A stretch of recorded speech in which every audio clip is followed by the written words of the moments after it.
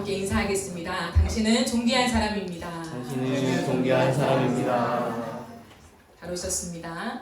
오늘 함께 보실 말씀은 구약 아가서 4장 1절부터 7절까지의 말씀입니다. 아가서 4장 1절부터 7절까지의 말씀입니다. 다 찾으셨으면 한 절씩 교독하시고 마지막 절은 합독하겠습니다. 제가 먼저 읽겠습니다. 내 사랑 너는 어여쁘고도 어여쁘다. 너울 속에 있는 내 눈이 비둘기 같고 내 머리털은 길라산 기슭에 눈 염소떼 같구나. 내 입은 옷장에서 나오는 털깎이는 않고 색깔의 것은 하나도 없이 각각 상태를 낳은 양 같구나. 내 입술은 홍색실 같고 내 입은 어여쁘고 너울 속에 내 뺨은 석류 한쪽 같구나. 내 목은 이를 비우고 고축하고 발샘한데 곧내 종계 모세 모든 망대가 달린 망대 같고 내 두 유방은 백합화 가운데서 꼴을 먹는 쌍태 어린 사슴 같구나.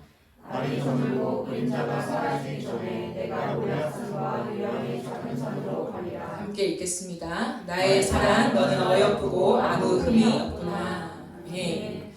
2024년 인어프 처치는 하나님 나라를 누리다라고 하는 큰 주제로 나아가고 있습니다. 4월, 5월 동안에는 가정에 임한 하나님 나라 시리즈로 진행되고 있습니다. 오늘 네 번째 시간으로요. 최고로 여겨라 라고 하는 제목으로 함께 하나님 말씀을 나누도록 하겠습니다. 여러분 지금까지 살아가시면서 혹시 가족이나 타인을 향해 당신은 정말 최고입니다 라고 하는 칭찬을 해본 적이 있으십니까? 그리고 혹시나 다른 이들로부터 여러분에게 너는 정말 최고야, 당신은 정말 최고입니다 라고 하는 이런 칭찬을 들어보신 적이 있으십니까? 만약 있다면 그런 칭찬을 했던 이유가 무엇인가요? 지난 금요일에요, 제가 복음 시장 한복판에 서다 라고 하는 책을 읽었어요. 앉은 자리에서 한 호흡에 다 읽었습니다. 재미있더라고요. 책의 한 부분을 여러분과 함께 나누려고 합니다. 이 책에서 이런 말이 있더라고요. 지금 우리는 총체적인 비즈니스 패러다임 속에 살아가고 있습니다. 그런데 그 총체적인 비즈니스 패러다임 속에 살아가는 사람들이 어떤 성인들만이 아니라 어린 아이들까지 포함되어 있다라고 하는 거죠. 그 예가 스마트폰입니다. 스마트폰을 여는 순간 비즈니스 세상이 작동되기 시작합니다. 청소년들이 앱 하나를 다운받느냐 못 받느냐, 그리고 어플 하나에 몇 분 혹은 몇 시간을 머무느냐에 따라서 기업마다 보이지 않는 계산기가 돌아갑니다. 이처럼 우리는 비즈니스 세계에 둘러싸여 있습니다. 초등학생, 청소년들까지도 주 타겟으로 설정되고 있는 온라인 게임 시장에서는요. 게임 사용자들이 조금이라도 더 게임에 머물게 하려면 어떻게 해야 되는가? 조금이라도 더 돈을 쓰게 하려면 어떻게 해야 되는가? 그런 생각을 하면서 극강의 타격감, 이 타격감으로 카타르시스를 느껴 더욱 게임에 몰입하도록 디자인하고 있습니다. 어릴 때부터 이런 자본주의 가치관으로 형성되어 살아가는 다음 세대들의 모습에서 위기감을 느끼지 않을 수 없습니다. 책의 이야기를 조금만 더 나누겠습니다. 초등학교 교실에 대한 이야기를 하는데요. 요즘에 왕따, 학교 폭력이 굉장히 문제가 되고 있지 않습니까? 그런데 그런 일들만이 아니라 같은 반 친구를 상대로 200충, 300충이라는 놀림을 한대요. 여러분 아십니까? 부모의 소득이 월 200만 원, 300만 원인 아이들을 향해서 너는 200충이야, 너는 300충이야 이런다고 해요. 전거지, 월거지라는 말을 쓰면서 전셋집에 사는 친구를 전거지, 월셋집에 사는 친구를 월거지, 빌라충, 빌라에 사는 아이를 빌라충, 이렇게 놀리면서 벌써 부모의 소득과 가구 유형에 따라서 편가르기를 하거나 따돌리는 태도를 보인다라고 하는 글이 적혀 있더라고요.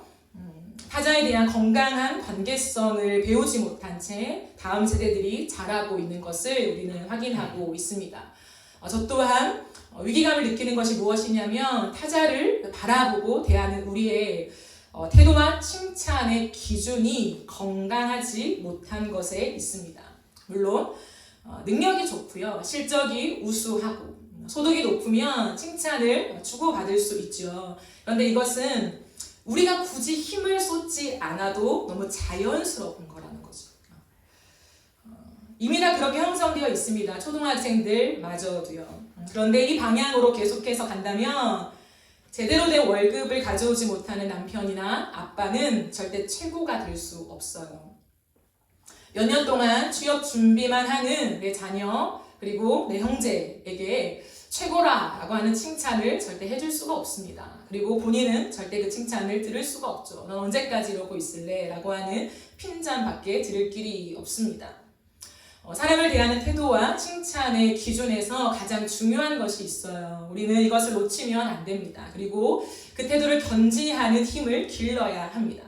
그렇다면 타인을 칭찬하는 기준이 무엇일까요? 존재와 관계성입니다. 오늘 본문을 보면 남자가 여자를 칭찬합니다. 우리가 아가서를 살펴보면서 알고 있는 것처럼 이 두 사람은 사랑하는 사이예요. 결혼을 한 것처럼 아주 친밀하고 깊은 관계를 보여주고 있습니다. 오늘 본문에서는요, 1절부터 5절까지 남자가 자기가 사랑하는 여인의 아름다움을 노래하고 있어요. 오늘 본문 1절 말씀을 보시면요, 내 사랑, 너는 어여쁘고도 어여쁘다 라고 되어 있습니다.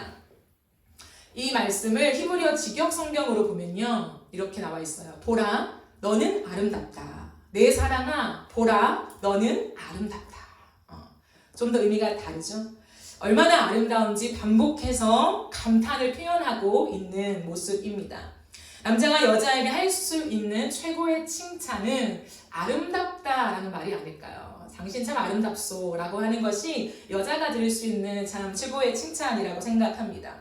그런데 오늘 본문에서는 특히 여인의 외모, 즉 신체의 각 부분을 각종 동식물에 비유하여 칭찬을 늘여놓고 있습니다. 너울 속에 있는 내 눈이 비둘기 같다라고 얘기를 하죠. 너울이라고 하는 것은 당시 여자가 외출할 때 가리기 위해서 쓰는 베일 또는 면사포를 가리킨다고 해요. 이 면사포를 통해서 들여다볼 수 있는 그 면사포 뒤에 살며시 감추어져 있는 여인의 눈이 비둘기와 같다라고 노래를 합니다. 나눈 적이 있지만 비둘기는 정면만 바라볼 뿐 다른 시야를 가지고 있지 않다고 합니다. 남자만, 내 사랑의 대상이 되는 그 남자만을 오롯이 바라보고 있는 하나의 시야, 그 순결함을 가진 눈이 참으로 아름답소라고 칭찬하고 있는 것이죠. 이어서 내 머리털은 길르앗 산기슭에 누운 염소떼 같구나 라고 얘기를 해요.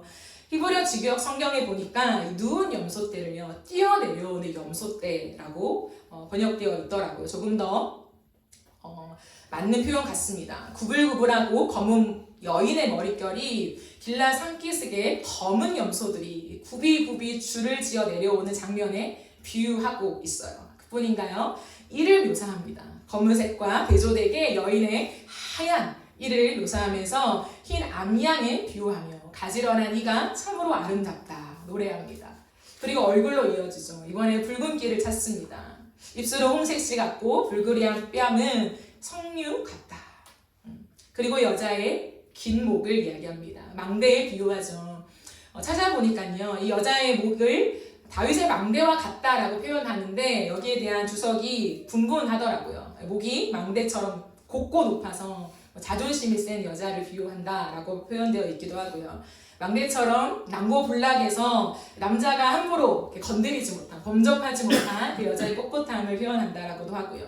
그리고 어떤 이들은 구절에 나와 있는 것처럼 목걸이, 여자가 차고 있는 이 목걸이를 비유하면서 보석과 비스가 달려있는 이것을 해석하고 있다. 뭐 이런 이야기도 있더라고요. 그런데 그 의미를 완벽하게 도출하는 것에 큰 의미가 없다고 생각합니다. 그것이 무엇이었든지 간에 이 남자는 그 여인의 아름다운 목을 보고 묘사하고 있는 거죠. 그래서 의미를 열어놓고 넘어가려고 합니다. 마지막으로는 그 여인의 가슴이 한 쌍의 어린 사슴에 비유되고 있죠. 그런 다음에 이렇게 찬찬히 조목조목 그 여인의 모습을 얘기한 다음에 7절에 가시면 나의 사랑, 나의 어여쁜 내 여인아, 당신은 아무 흠이 없다 라고 표현하고 있죠. 아름답기만 한 그대, 나의 사랑, 흠잡을 데가 하나도 없다 라고 하는 그런 표현이에요. 여러분 생각해 보세요. 이렇게 줄줄이 그 여인의 많은 부분들을 아름답게 표현하고 있는 이 남자. 그런데 술람미 여인이 정말 연예인처럼 모델처럼 몸매가 완벽해서 정말 조각같이 너무 예뻐서 그것을 하나하나 칭찬하고 있는 것일까요? 흠이 없다고 말하고 있는 것일까요? 그렇지 않습니다. 술라미 여인은 오빠들의 포도원을 대신 지키느라 어떻게 되었다고 합니까? 내 얼굴이 검다라고 이미 표현한 바 있지요. 세련된 여인이 아니었을 것입니다. 아름답게 보일 만한 객관적인 조건을 가지고 있지 않았을 거예요. 그래서 술라미 여인도 자기 자신을 향해서 나는 그저 예루살렘 여인 중에 한 사람 같다. 특별하지 않다라고 하는 거죠. 자기도 특별하지 않음을 이미 알고 있는 여인이었습니다. 그럼에도 불구하고 이렇게 부족하고 흠이 있는 여자를 아무 흠이 없는 최고로 여겨주고 있는 것이죠. 왜 그럴까요? 왜 흠이 있고 객관적으로 별로 예쁠 것이 없는 여인일 수 있는데 솔로몬 왕은 극찬을 하면서 흠이 없다라고까지 얘기하고 있는 것일까요? 간단하죠? 솔로몬 왕은 술람미 여인을 깊이 사랑하고 있기 때문이에요. 사랑하는 그 여인을 보니 모든 것이 아름답게 보이는 것입니다. 그리고 자신만을 향하고 있는 여인의 순도 높은 그 사랑의 아름다움을 느끼고 있는 것이죠. 그렇습니다, 여러분. 사랑하는 관계 안에 있을 때에 그 존재가 최고로 여겨진다는 거예요. 관계 안에 있을 때. 객관적으로는 못생깁니다. 그러나 주관적으로는 예쁘게 보이는 거예요. 남들이 보기에는 변변찮게 보일 수 있습니다. 그러나 내 눈에는 최고로 보이는 거죠. 이것이 신비예요. 사랑의 신비. 그런 척 해주는 게 아니라 진짜 내 눈엔 가장 아름답게 보이는 거죠. 그것이 은혜입니다. 저희 교회에도 신혼부부 두 가정이 있는데요. 자신의 남편과 자신의 아내가 최고로 보이지 않을까요? 그렇지 않습니까? 아멘. 크게. 아멘. 네. 가장 아름답게 보여야 마땅하고 그래야 합니다. 이제 1년밖에 안 됐잖아요. 그죠? 네. 객관적인 시선으로 보면서 다른 집에 아내는 이렇다던데 이렇게 하면 이제 끝나는 거죠. 그래서 기억해야 될 것은 평생 주관성을 놓지 마십시오. 평생 내 주관성을 가지고 내 아내와 남편을 보십시오. 사람은요, 중요한 순간을 지나고 나서야 깨달음을 얻게 되는 경우가 많은 것 같아요. 근데 뒤돌아보면 늦죠. 저희 아버지가 폐암으로 1년 투병하시고 의식이 없는 채로 중환자실에 계실 때였어요. 이제 곧 돌아가실 것 같다. 아버지 얼굴을 보아야 한다라고 하는 소식을 듣고 아빠 얼굴을 뵙기 위해서 서울에서 부산으로 갔습니다. 의식이 없으신 채로 산소호흡기를 꽂고 누워 계신 아빠 얼굴을 확인했습니다. 두 사람만 들어갈 수 있거든요. 그래서 작은 언니와 제가 함께 들어갔어요. 의식이 없고 불러도 대답 없는 그 아버지를 이렇게 보면서 작은 언니가 먼저 입을 떼더라고요. 왜냐하면 중환자실은 시간이 정해져 있잖아요. 그 짧은 시간에 아버지를 뵙고 나와야 하니, 그리고 마지막일 수도 있으니 어렵게 말을 떼더라고요. 어렵게 말을 떼면서 아무 대답이 없는 그 아빠에게 아빠를 하염없이 불러요. 그리고는 언니가 이렇게 말하더라고요. 아직도 생생한데, 아빠 수고하셨어요. 아빠 우리를 먹이어 살리느라 수고 많이 하셨어요. 아빠 우리를 사랑해줘서 고마워. 아빠 우리 아빠는 최고의 아빠였어 라고 하더라고요. 그리고 아빠 사랑해 라고 하는데 울면서 아빠한테 말을 하는 그 언니의 말을 들으면서 옆에 동생이 제가 가슴이 찢어지는 것 같았어요. 정말 엉엉 통곡을 하고 싶은 심정이었지만 이내 참았습니다. 그러면서 저도 한마디는 해야 되니까 이렇게 귀가 열려 있을 수 있잖아요. 그래서 마지막으로 내가 아빠에게 해줄 수 있는 말 무엇일까 고민하다가 아빠는 나에게 최고의 아빠셨어. 아빠 고마워요. 사랑해요. 라고 했는데 너무 가슴이 아프더라고요. 왜 가슴이 아팠냐면 아빠가 살아계실 때 이 말을 잘 못해드렸을까. 곰곰이 생각해보니까 비교 때문이었던 것 같아요. 다른 아빠와의 끝없는 비교. 저는 믿는 가정에 자란 것도 아니고 어릴 때부터 믿지 않는 가정에서 홀로 자라면서 부모님들이 또 돈으로도 많이 이렇게 싸우시고 그렇게 건강한 가정의 모습은 아니었어요. 그러다 보니까 제 마음속에서도 깨어진 마음속에 아빠를 보면 못마땅한 마음. 왜 우리 아빠는 저래야 될까? 내 친구들의 아빠는 참 멋진데 훌륭한데 돈도 잘 갖다 준다고 하는데 월급도 많다는데 왜 우리 아빠는 왜 저러실까? 끝없이 아빠의 능력, 아빠의 행동, 아빠의 모습 그 외적으로 보이는 아빠의 어떠함 때문에 내 객관적인 기준에 미달되는 것처럼 보이는 그분이 싫었던 것 같아요. 내 틀 속에서 끝없이 부모를 바라보면서 만족스럽지 않았던 것 같아요. 감사한 건 있지만 그 만족하지 못한 불만족이 더 많았던 것 같습니다.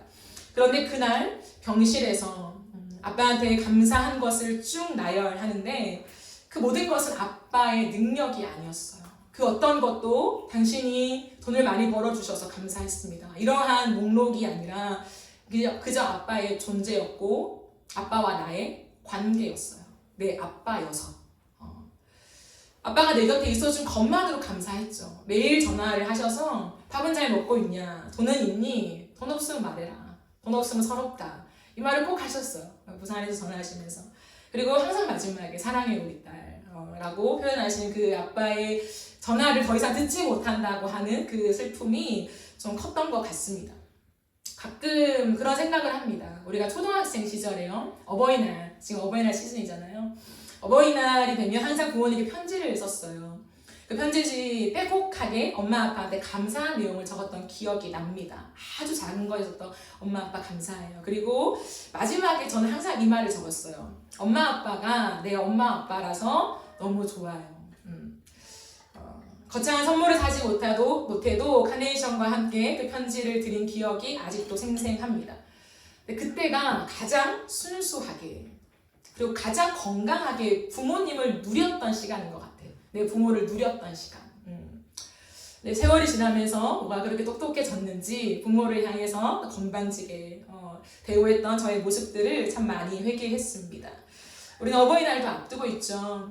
각자의 많은 준비를 하겠지만 요즘에는 뭐니 해도 머니가 좋다고 다 머니를 드리지만 우리의 마음을 어떻게 정말 진실하게 표현할 수 있을까에 대한 고민이 필요한 것 같아요.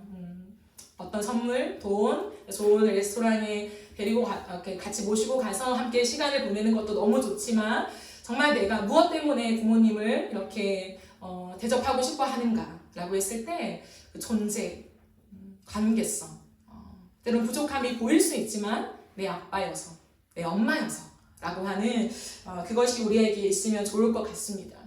여러분 사랑하면 단점이 장점으로 보이더라고요. 그리고 미워하면 장점이 단점으로 보여요. 왜 미워할까 보면요. 미워함을 어느 순간 찾고 있더라고요. 내가 이 사람을 미워할 조건을 찾고 있어요. 참 흥미롭죠. 그런데 사랑하면요. 사랑할 목록을 찾고 있어요. 이래서 고맙고 이래서 예쁘고 이래서 난 이 사람이 너무 이 사람이 있어서 행복해. 사랑하면 넓어지는 것 같습니다. 우리의 마음이요. 근데 미워하면 좁아지죠. 좁아지니까 짜증이 나고 화가 나고 불만스러운 것들이 쌓여가는 거죠. 그리고 오해하면 삐뚤어집니다.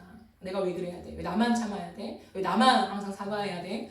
삐뚤은 마음들이 우리의 마음을 찾아오면서 관계가 많이 깨어지는 경우들이 많지요. 그러나 우리가 오늘 이 말씀과 함께 우리가 부모님이시기 때문에 내 남편이기 때문에 내 아내이기 때문에 내 형제이기 때문에 우리가 사랑하기로 결정했으면 좋겠어요. 물론 사랑은 감정이죠. 그러나 감정을 뛰어넘는 그 무엇이라고 저는 믿습니다. 그렇기 때문에 그렇게 사랑하는 거. 교회도 마찬가지예요. 교회를 보면 더 훌륭한 교회들이 얼마나 많습니까? 그러나 교회를 사랑할 수 있는 것은 조건이 좋아서 우리 교회가 많은 것들을 구비하고 있어서가 아니라 내 교회이기 때문이 아닐까요? 하나님이 부족하지만 이 교회를 내 교회로 붙여주셨기 때문에 내 성도들로 함께 모이게 해주셨기 때문에 내 성도여서 사랑하는 것, 내 교회니까 사랑하는 것, 그렇게 될 때에 그 사랑의 풍성함이 우리에게 주어질 줄 믿습니다. 그것이 존재와 관계성을 보는 것이에요. 이 시대 한복판에서 능력, 실적, 조건 많은 것들이 필요하죠. 필요합니다. 하지만 그 중간에서 우리가 존재와 관계성을 보는 이 시야, 이 중요성을 견지하고 살아가는 것이 그리스도인의 태도라고 하는 것이죠. 그렇다면 우리가 어떻게 이 시대 한복판에서 존재와 관계성으로 사람을 사랑할 수 있을까요? 어찌하여 이것이 가능할까요? 세상은 그것이 아니라고 말하는데 조건이 있어야 사랑할 수 있다라고 칭찬할 수 있다라고 최고라고 말할 수 있다라고 말하는데 어찌하여 이게 가능할까요? 하나님께서 우리를 그렇게 사랑하셨기 때문입니다. 이 아가서의 말씀들이 바로 하나님과 우리의 관계를 보여줍니다. 여러분, 나보다 예쁘고 잘생긴 사람이 나를 뚫어져라 쳐다본 적이 있으십니까? 나보다 괜찮은 사람이 나를 뚫어져라 쳐다봐요. 그럴 때 사람은요 되게 민망해져요. 웃기죠? 못생긴 사람이, 나보다 못생긴 것 같은 사람이 나를 쳐다보면요 뭔가 약간 이렇게 해요. 옷매무처럼 이렇게 하고, 이렇게 내가 뽐내기 위해서 뭔가 옷도 이렇게 들고. 근데 나보다 잘생기고 정말 예쁜 사람이 나를 이렇게 많이 쳐다보거나 주의 깊게 보면요 뭔가 이렇게 숨기고 싶어요. 왜 나를 이렇게 많이 보지? 막 이렇게 부끄러움이 온다라고 하는 거죠. 그런데요, 하물며 거룩하신 하나님이, 아무 흠도 점도 없으신 그 하나님이 나를 뚫어져라 쳐다본다는 거예요. 뭐지? 왜 하나님 날 쳐다보시지? 적당한 거리에서 날 쳐다보시면 좀 나을 텐데 왜 이렇게 뚫어져라 하나하나를 나를 들여다보시고 내 삶 하나하나를 구석구석 살피시지? 두렵고 좀 민망하고 불편한 마음이 들 수도 있습니다. 그런데 놀라운 것은 그 거룩하신 하나님, 나랑 비교할 수 없이 월등히 아름다우시고 월등히 멋지시고 위대하신 하나님께서 오늘도 나의 머리털부터 하나하나, 너의 눈동자, 너의 입술, 우리의 모든 것들을 하나하나 쳐다보시면서 주님이 이렇게 말씀하시는 거예요. 너는 나에게 최고다. 넌 정말 아름답다. 어떻게 이렇게 아름다울 수 있냐. 하나님 우리를 어루만지시고 예뻐하시며 결국 이렇게 말씀하세요. 내가 너를 보니 아무 흠이 없구나. 여러분, 이게 가능한 말입니까? 분명 우리는 흠 많고 부족한 사람입니다. 너무 잘 알죠. 나 자신이 가장 잘 압니다. 그런데 하나님께서는 우리에게 흠이 없고 아름답다고 인정해 주십니다. 이것이 은혜죠. 허물과 죄투성인 우리를 예수 그리스도로 말미암아 하나님의 품에 안기는 길을 열어주셨습니다. 내 품으로 나아와라. 감추지 마라. 숨기지 마라. 가리지 마라. 나는 너의 있는 모습 그대로를 사랑한다. 왜 그럴까요? 예수 그리스도의 십자가 때문이죠. 예수 그리스도의 십자가로 인해서 우리의 모든 죄를 짊어지신 후에 주님이 우리에게 마침내 말씀하신 것입니다. 아무 흠이 없구나. 예수 그리스도의 의가 우리에게 전가됨을 말미암아서 우리를 보실 때 우리의 죄, 지독한 죄를 보는 것이 아니라 예수 그리스도의 의를 보시면서 주님은 우리에게 말씀하신다는 거죠. 이것이 전적인 십자가의 은혜입니다. 그리고 이 십자가의 은혜를 받은 자에게 성령이 임하시죠. 성령으로 말미암아 우리 마음 안에 하나님께서 심어 놓으신 게 있어요. 우리를 보실 때에 정확하게 우리의 중심부에 보게 하신 그 하나님의 은혜의 장치가 있습니다. 그것이 무엇일까요? 새 언약이에요. 새 언약. 정말 우리가 스스로 회복할 수 없는 망가져버린 비참한 우리의 존재 안에 예수 그리스도의 십자가의 은혜를 주심으로 그 영인 성령이 우리와 함께 내주하심으로 우리에게 주신 것이 무엇이냐면 새 언약이라는 거예요. 예레미야 31장 31절부터 33절까지 말씀을 우리 함께 읽어보겠습니다. 시작.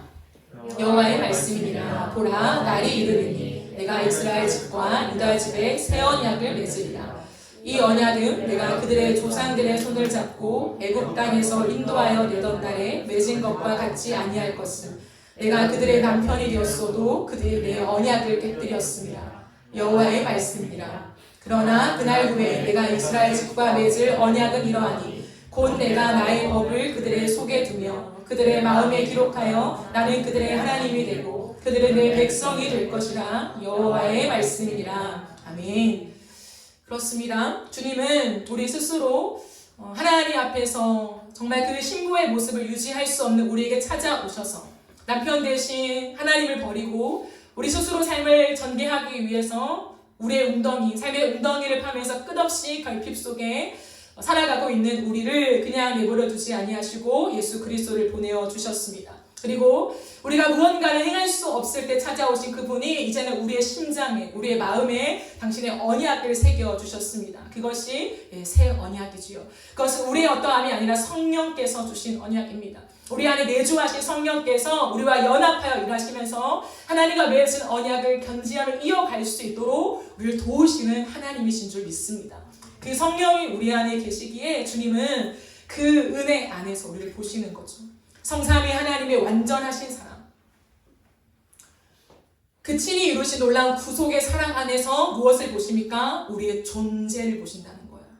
율법의 목록을 얼마나 잘 지켰느냐를 하나님은 점검하시면서 우리에게 따지시는 것이 아니라, 사랑할 조건을 애써 찾으시는 것이 아니라 존재를 보시며 사랑하신다는 거예요. 내가 내 아들을 죽기까지 내가 던지며 너를 건졌건만 너를 사랑하였으니 나는 너의 존재를 사랑한다는 거예요.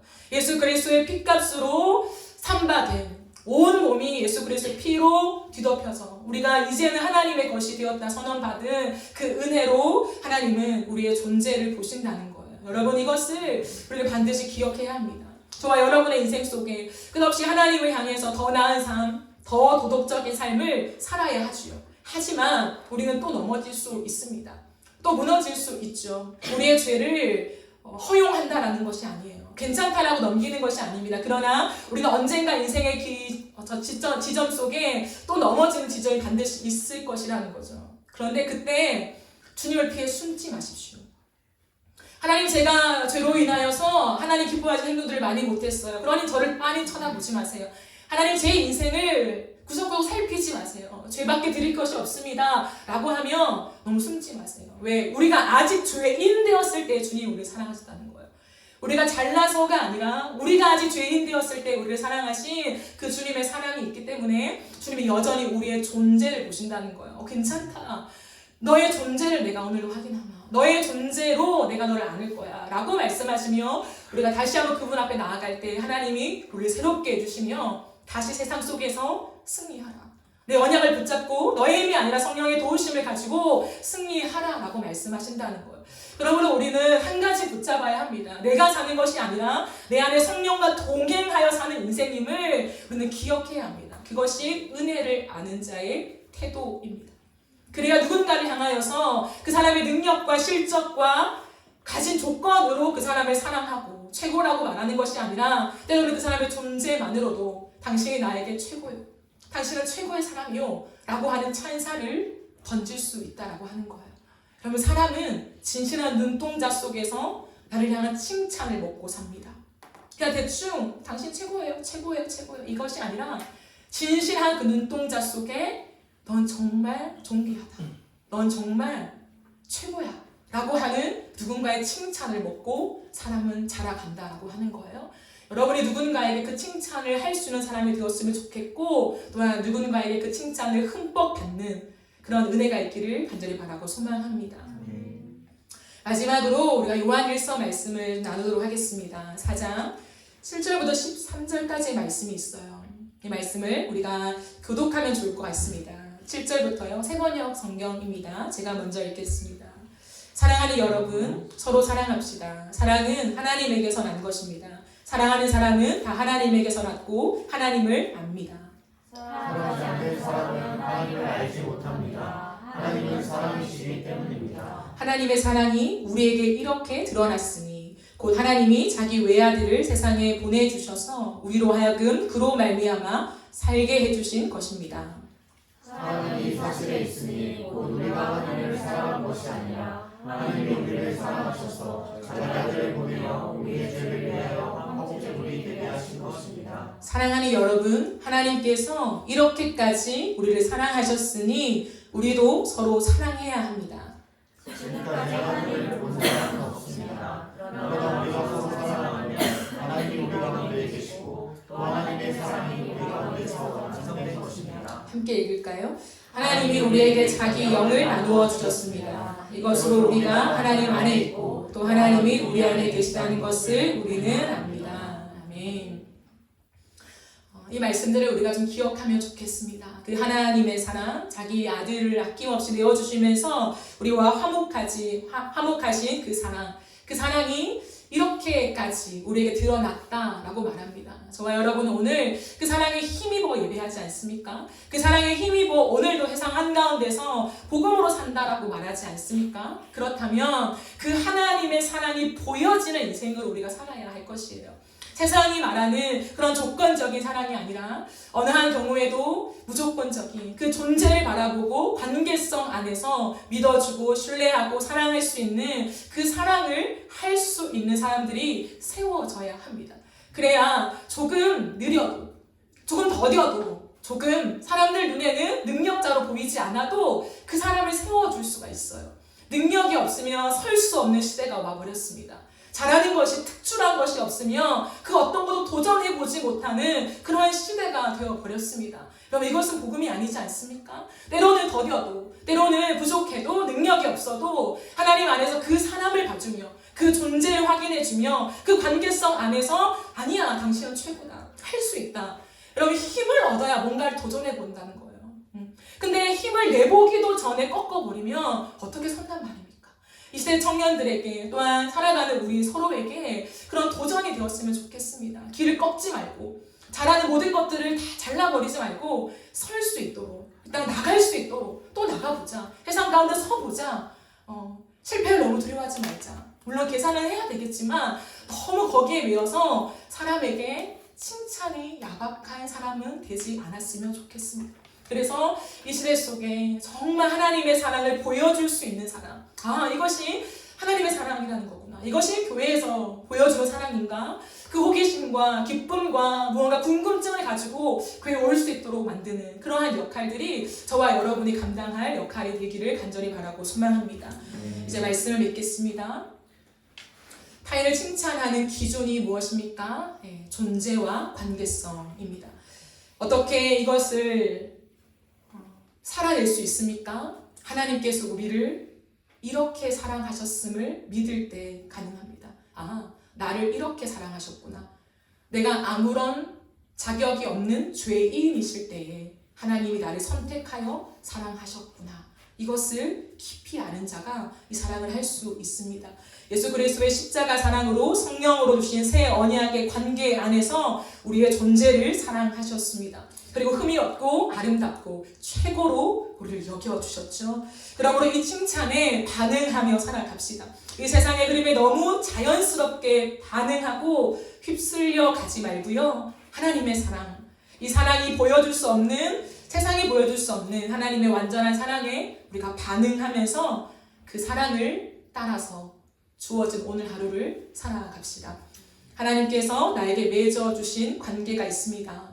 너무 가까운, 가장 가까운 최고의 기간, 가족, 교회 성도들, 가까운 지인들, 그런 아름다운 관계 안에서 그들의 존재로 인하여 칭찬하기, 그들의 존재로 인하여 감사해하며 최고로 여깁시다. 그런 저와 여러분의 삶에 하나님의 사랑의 향기가 날리기를 간절히 바라고 소망합니다.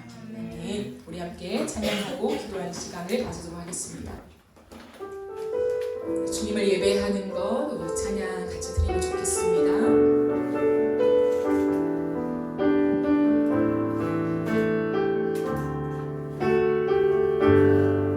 빛으로 임하신 주, 빛으로 임하신 주, 나의 어둠을 비추시네. 내 안에 연약함 모두 씻어주시고 나를 기억이사 안으시네. 내 삶에 임하신 주, 내 삶에 임하신 주, 모든 두려움 덮으시네. 모든 두려움 덮으시네. 주 나의 모든 것, 주 나의 모든 것 주님 받으시하리. 눈을 들어 주님만 바라보리. 주님을 예배하는 것, 주님을 기뻐하는 것, 나의 맘과 뜻 다해 주님 더 알기 원하는, 주님을 사랑하는 것, 주님을 닮아가는 것, 나의 유일한 소망이라. 내 삶에 임하신 주, 내 삶에 임하신 주, 모든 두려움 덮으시네. 모든 두려움 덮으시네. 주 나의 모든 것, 주 나의 모든 것 주님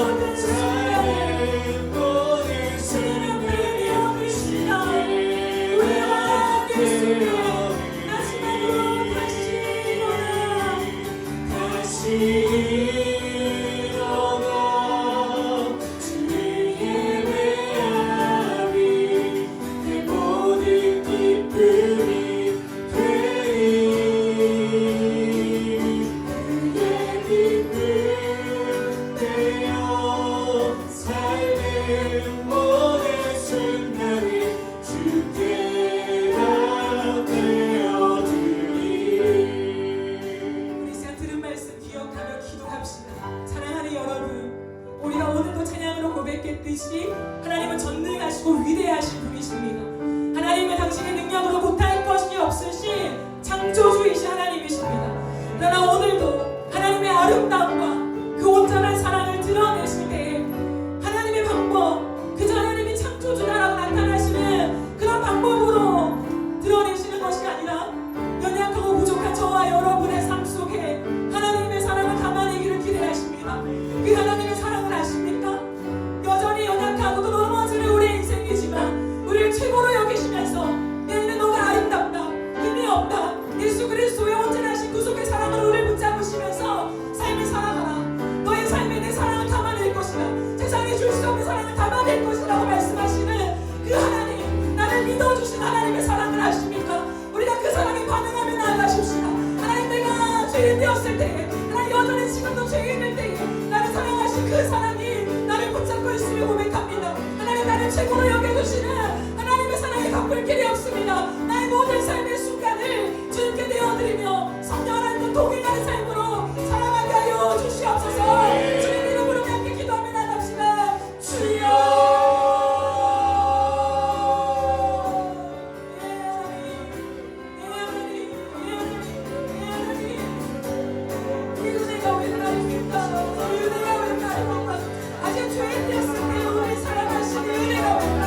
아무것도 드릴 것이 없는 능력, 실적, 사랑이 없어요. 이분한 살아가면서도 주님께 드릴 실적이 없을 때가 있습니다. 하나님, 그런데 우리가 주눅들어서 하나님 숨어서 하나님 피하는 것이 아니라 우리가 아직 죄인 되었을 때에 우리의 최고로 여기신 하나님의 사랑을 기억하며 주님께 나아갑시다. 우리의 구원이 나의 믿지 않으며 하나님의 전적인 은혜와 선택에 있었으면 하나님 그 신방이 있었음을 고백합니다. 왜 나 같은 자를, 왜 하나님 아무런 흠이 하나님 아무런 흠밖에 없는 나를 하나님 그 용서하시고 하나님 나를 찾아오셨습니다. 예수의 십자가를 통하여 그 은혜를 주셨습니다. 하나님 왜입니까? 왜입니까? 하나님 내 인생을 하나님의 사랑을 담아드리게 하시며 우리를 세우신 줄 있습니다. 하나님의 그 창조의 능력으로 하나님 모든 사람을 믿게 하는 하나님 그렇게 사용하실 수도 있었지만 하나님 그것이 아니라 연약한 우리의 삶에 하나님의 사랑을 닿기를 결정하시는 그 성삼위 하나님의 하나님의 뜻, 우리와 연합하시며 우리와 관계하시며 새 언약을 주시면서 하나님 우리가 동행하기를 기뻐하시는 하나님의 마음, 그 관계성, 관계하여 모든 것이 있는 그 하나님 안에 우리를 살게 하시는 우리가 웬 말입니까? 하나님 그 은혜를 받은 자, 그 은혜가 결코 가볍지 않으며 하나님 시험같은 성임을 우리가 기억하며 다시 일어나 주님을 예배하겠습니다. 우리가 주님을 예배할 수 있는 그 프로그램 예수의 피가 되었음을 고백하며 내 속에 죽음만 되었음을 기억하며 우리를 주님을 하나님께 해주시고 그 정말 능력이 없음을 기억하며 다시 일어나겠습니다. 다시 일어나겠습니다. 다시 일어나겠습니다. 하나님을 예배하겠습니다. 우리의 삶의 모든 순간을 주님께 내어드리겠습니다. 우리가 여전히 왕으로 내 삶으로 켜져 살아가지 않게 해주시고 하나님 내 삶의 모든 순간을 주님께 내어드리며 하나님 다스려 주십시오. 하나님의 사랑을 드러나게 하십시오. 우리가 기꺼이 일어나게 우리의 삶을 내어드리며 하나님과 동의하는 삶으로 살아갈 수 있도록 주님을 위하여 주옵소서.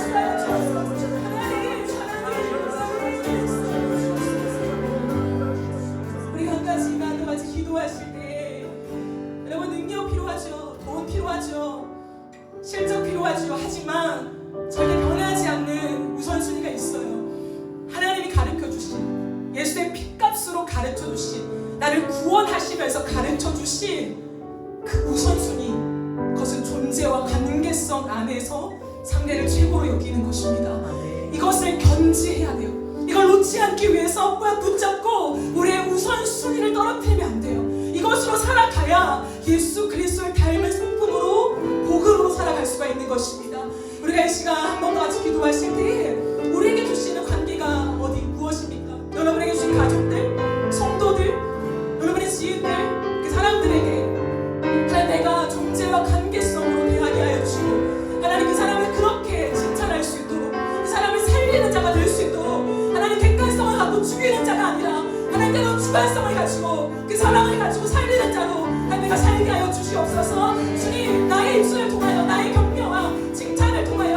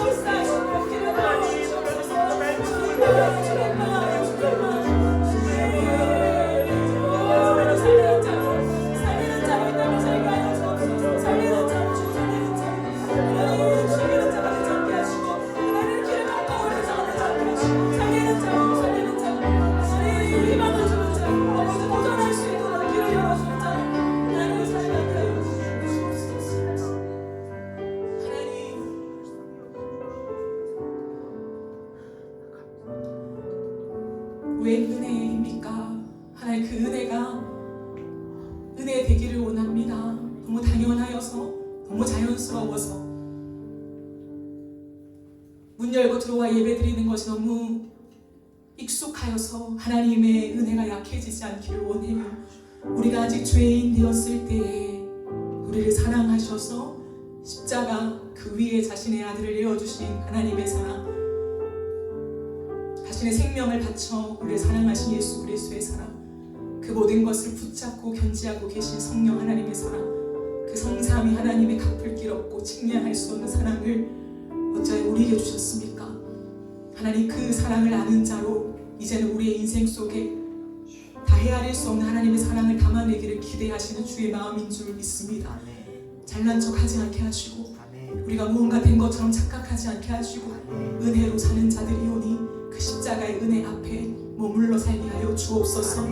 누군가를 향하여 지적만 하는, 누군가를 향하여 능력과 실적으로 평가하는 이 세상의 한복 안에서 우리가 그 사랑을 먼저 알았으니, 최고의 사랑을 받았으니 존재와 관계성으로 사람을 대우할 줄 아는 그리스도의 성품을 가진 자로 서게 하여 주시옵소서. 우리에게 주어진 많은 관계들, 그리고 그 중에서 최고의 관계가 가정입니다. 하나님, 부모여서 내 가족이어서 사랑하게 하여 주옵소서.